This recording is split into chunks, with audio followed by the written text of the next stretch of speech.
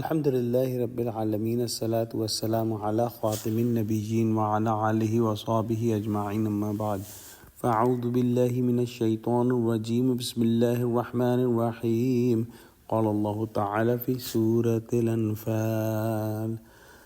انما المؤمنون الذین اذا ذکر اللہ وجلت قلوبهم واذا تلیت علیہم آیاتہ زادتهم ایمانا وَإِذَا تُلِيَتْ عَلَيْهِمْ آيَاتُهُ زَادَتْهُمْ إِيمَانًا وَعَلَى رَبِّهِمْ يَتَوَكَّلُونَ۔ ترجمہ: مومن تو وہ ہیں کہ جب خدا کا ذکر کیا جاتا ہے تو ان کے دل ڈر جاتے ہیں، اور جب انہیں اس کی آیتیں پڑھ کر سنائی جاتی ہیں تو ان کا ایمان اور بڑھ جاتا ہے اور وہ اپنے پروردگار پر بھروسہ رکھتے ہیں۔ اس آیت میں اور اگلی آیتوں میں بندہ مومن کی شخصیت کے کچھ خد و خال بیان ہوئے ہیں، مگر ان خد و خال کے بارے میں جاننے سے پہلے یہ نکتہ سمجھنا بھی ضروری ہے کہ مومن اور مسلمان دو مترادف الفاظ یا اصطلاحات نہیں، قرآن ان دونوں میں واضح فرق کرتا ہے۔ یہ فرق سورہ حجرات کی آیت نمبر 14 میں اس طرح بیان ہوا ہے: قالت الاعراب آمنا قل لم تؤمنوا ولكن قولوا اسلمنا ولما يدخل الايمان في قلوبكم۔ ترجمہ: اے نبی صلی اللہ علیہ وسلم، یہ بدو لوگ کہہ رہے ہیں کہ ہم ایمان لے آئے ہیں، ان سے کہہ دیجئے کہ تم ایمان نہیں لائے ہو، بلکہ یوں کہو کہ ہم مسلمان ہو گئے ہیں، جبکہ ایمان ابھی تک تمہارے دلوں میں داخل نہیں ہوا ہے۔ گویا اسلام اور ایمان کا یہ فرق اچھی طرح سمجھ لینا چاہیے کہ ارکان اسلام کی تفصیل میں ذہن میں تازہ کر لیجئے کہ جو رسول کریم صلی اللہ علیہ وسلم کی حدیث میں آیا۔ ترجمہ: اسلام کی بنیاد 5 چیزوں پر ہے: اس بات کی گواہی دینا کہ اللہ کے سوا کوئی معبود نہیں اور محمد صلی اللہ علیہ وسلم اس کے بندے اور رسول ہیں، نماز قائم کرنا، زکوٰۃ ادا کرنا، بیت اللہ کا حج کرنا اور رمضان کے روزے رکھنا۔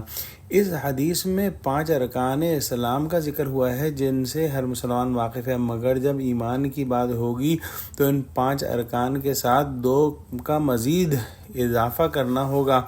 اور یہ 2 ارکان دل کا یقین اور جہاد فی سبیل اللہ ہے۔ ان میں سے پہلے رکن کا تعلق نظریے سے ہے جبکہ دوسرے کا تعلق عمل سے ہے۔ لہٰذا سورہ حجرات کی اگلی آیت میں بندہ مومن کی شخصیت کا یہ نقشہ بیان ہوا: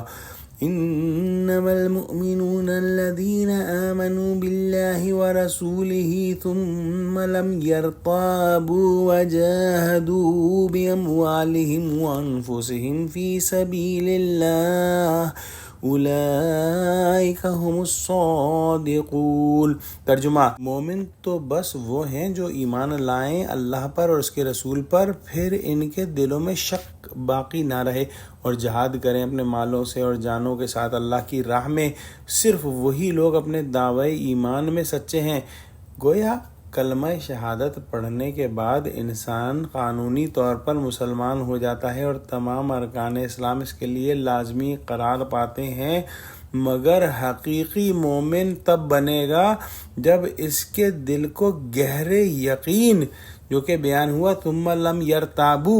والا ایمان نصیب ہوگا، اور عملی طور پر وہ جہاد میں بھی حصہ لے گا۔ آج کی آیت اور کل جو آیت تلاوت ہوگی اس کے اندر حقیقی ایمان کو بیان کیا گیا ہے، جبکہ دوسرا جہاد والا حصہ جو ہے وہ سورہ انفال کی آخری سے پہلی آیت میں بیان ہوا ہے۔ لہٰذا آج کی آیت کے اندر اللہ سبحانہ وتعالیٰ نے فرمایا ہے کہ حقیقی مومن تو وہی ہیں جب اللہ کا ذکر کیا جاتا ہے تو ان کے دل لرز جاتے ہیں، اور جب انہیں اس کی آیات پڑھ کر سنائی جاتی ہیں تو ان کے ایمان میں اضافہ ہو جاتا ہے اور وہ اپنے رب پر ہی توکل کرتے ہیں۔ دعا کرتے ہیں کہ اللہ سبحانہ وتعالیٰ ہم کو حقیقی ایمان عطا فرما، آمین۔ وآخر دعوانا الحمد للہ رب العالمین۔ السلام علیکم ورحمۃ اللہ وبرکاتہ۔